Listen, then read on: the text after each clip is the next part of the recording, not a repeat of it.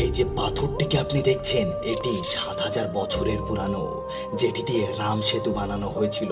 এই পাথরটি একটু ভালোভাবে দেখলে এটির ওপরে আপনি ভগবান রামের নাম দেখতে পাবেন। আর এই পাথরটির ওপর ভগবান রামের একটা শক্তিশালী বর দেওয়া আছে, যার কারণে আজও সমুদ্রের ওপর এটা ভেসে চলেছে।